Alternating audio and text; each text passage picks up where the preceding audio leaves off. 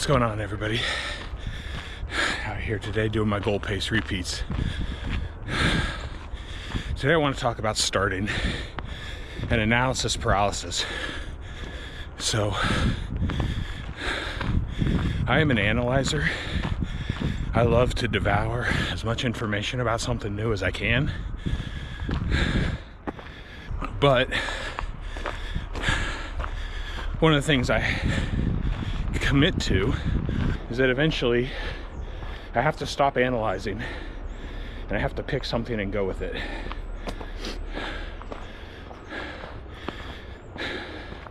There's this thing inside each of us called the resistance. The resistance is inertia. The resistance is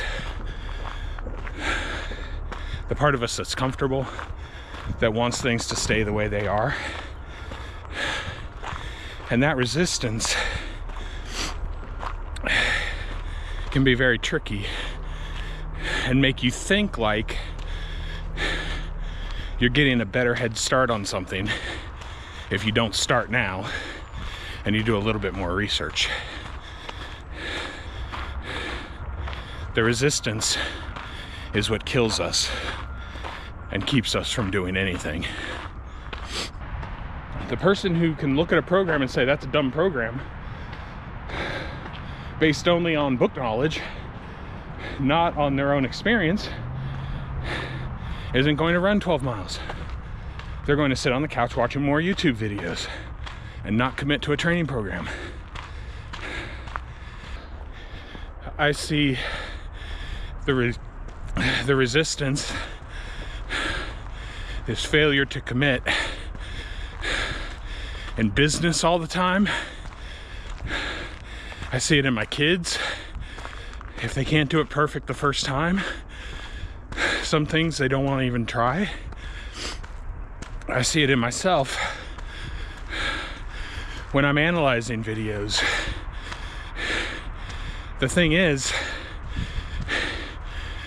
an 80% program executed consistently is going to be better than a 90 or 95% program that you never start or that you execute at 40 or 50% commitment. You have to get started. You're going to learn things on the run mid-program that are going to make you regret some of the decisions that you made early on. That's inevitable. But if you don't get started, you're not going to learn those things. Talk about my kids. My son is an amazing drawer compared to me. But 10 years from now, he's going to look back at these drawings that he made at 13 years old, and he's going to say, those are embarrassing. Ugh, I can't believe I drew that. My daughter wants to be an author. She's going to look back at short stories that she wrote at 14 and 15 and say, these aren't even worth the time of typing them, much less being publish worthy. I look back at my run times from August and September. I'm like, that's embarrassing. But do you know what's not embarrassing? My son keeps drawing. My daughter keeps writing. I keep running. The training program that is best for you is not going to be discovered until you start doing it. You might tweak it in the middle of it and change a few aspects of it, but you're never going to come to 100% this is the perfect program by watching YouTube or reading books on exercise physiology. The only way you are ever going to find the perfect training program for yourself right now is by starting and learning on the run. I am a fan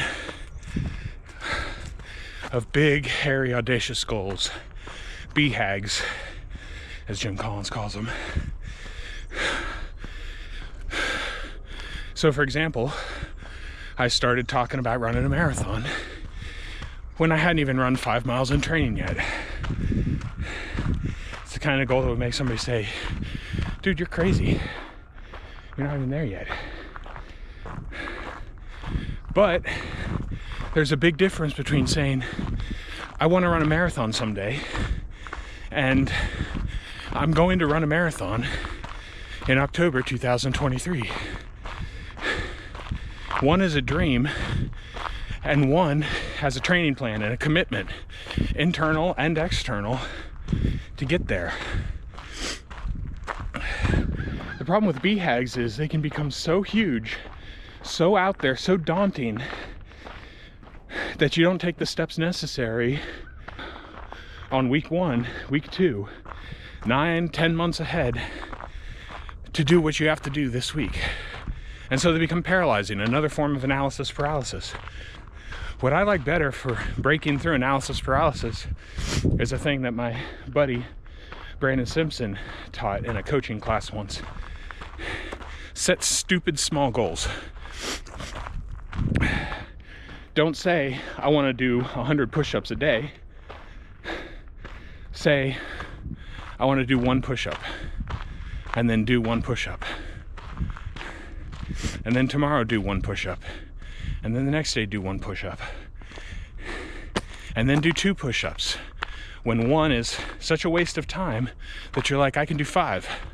That's where you want to get. Don't let the size of your goals stop you from making any progress. You want to run a marathon in 9 months? Are you running a mile today? Are you running a mile today? Are you walking today? Or are you sitting on a couch saying, I'm going to run a marathon someday, and I'll get started when the time is right? The time is right today. The thing about getting started and learning on the run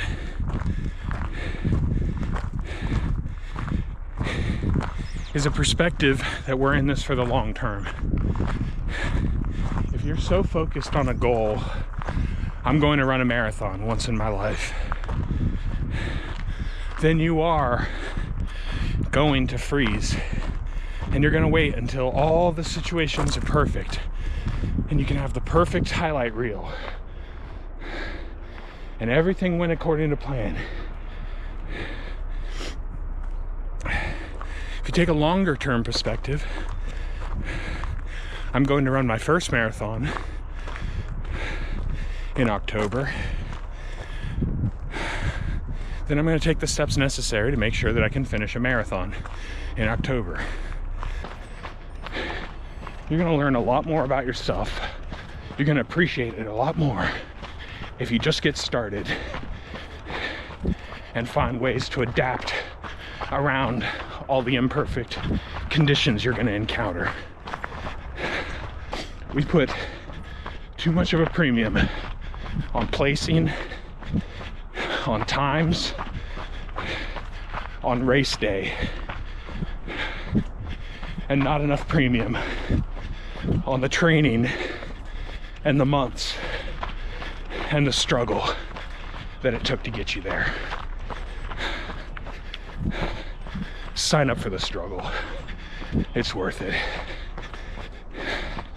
Thanks for watching the video, guys. Thanks for watching me struggle. Let me know in the comments below what struggle you're signing up for. Get it done. Just start. There's plenty of time to still watch YouTube videos and tweak it once you're starting. See you next time.